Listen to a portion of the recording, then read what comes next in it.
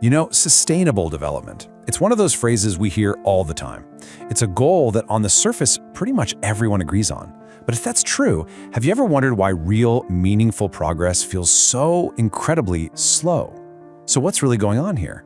In this explainer, we're going to dig into the major barriers, from politics to poverty, that are holding us back from building that truly sustainable future. The idea itself is actually pretty simple and elegant. This classic definition from way back in 1987 is basically the North Star for the whole movement. It's all about finding a balance, right? Taking care of what we need today without totally wrecking the planet for our kids and grandkids. It's a clear goal that pretty much all of humanity can get behind. And that really brings us to the million-dollar question. If we have a shared destination, why does it feel like we're completely stuck in traffic? Well, think of this explainer as a diagnosis. We're going to break down the major roadblocks, the structural, political, and cultural things that are keeping us from getting where we need to go. Our first stop, the intersection of power and money. All right, first up, let's talk about the political and economic hurdles. We're diving right into the powerful forces of governance and money that, let's be honest, shape pretty much everything in our world. Now, this is where it gets really telling. Corruption isn't just about someone stealing money. It has a direct line to environmental damage. When funds get diverted, it means less money for things like clean water or schools.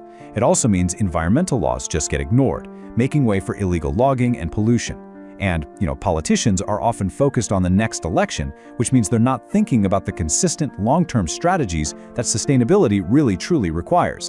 And this slide, wow, it just perfectly captures the core conflict. Our whole economic system is pretty much built on the stuff you see on the left: fossil fuels, mining, and this engine of mass consumption. And you better believe powerful lobbies work hard to protect those interests. But what we need for our long-term survival is everything on the right: renewable energy, circular economies where we reuse everything, and strong environmental rules. It creates this constant tug of war where, unfortunately, short-term profit often comes out on top. But look, these barriers aren't just in boardrooms and government buildings. The next set of hurdles are actually a lot closer to home. They're rooted in our societies, in our inequalities, and even in our own day-to-day behaviors. So here's the thing. Poverty and environmental damage are locked in this awful, vicious cycle. Think about it. With over 700 million people living in extreme poverty, their immediate survival might depend on cutting down a forest for fuel or over-farming a tiny plot of land. But that degrades the environment, which then reduces the resources available, which makes those communities even more vulnerable and pushes them deeper into poverty. It's an incredibly tough loop to break. And then, of course, there's us, the human factor. A widespread lack of education about environmental risks creates a massive blind spot. Then you combine that with cultural norms that pretty much celebrate buying more and more stuff, and it becomes really, really hard to change our habits. And on top of all that, you have social inequalities, especially those holding back women, which means millions of potential innovators and problem solvers are just left out of the conversation entirely. Okay, for our final set of challenges, let's talk about the really tangible gaps, the shortfalls in actual money and technology that can stop even the best plans right in their tracks. Just take a second and look at that number. $3 trillion, with a T. According to the that's the funding gap we face every single year to achieve our sustainability goals. This isn't just for a few little projects. This is the cash needed for a global shift to renewable energy, sustainable infrastructure, better healthcare, you name it. For a lot of developing countries, that gap is basically an insurmountable wall. And it's not just a money gap. We're also facing a massive technology divide.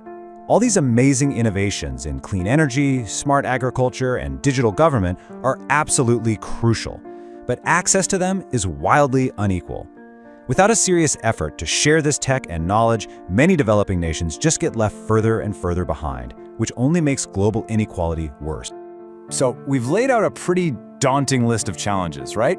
It's easy to feel a little pessimistic, but here's the important part. We need to talk about the path forward.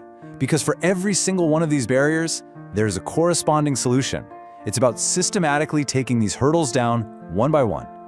And here, on this slide, the path forward becomes super clear. It's like a roadmap. The solution to corruption, it's not a mystery. It's stronger, more transparent government. How do we break the poverty cycle? We invest in education and create real opportunities. The answer to that growth versus environment fight? We have to fundamentally reform our economies toward green and circular models.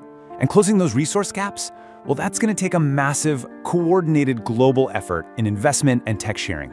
We know what the paths are. The real challenge is actually walking them. Which leaves us with this final thought. We know the goal. We've diagnosed the deep-seated barriers holding us back, and we've charted the solutions. The sources we've looked at argue that this isn't just some policy agenda. It's a moral and existential necessity for our species. So, is it an impossible dream? Or is it a totally achievable goal that we just haven't truly committed to yet? The answer to that question is going to define the world we leave behind.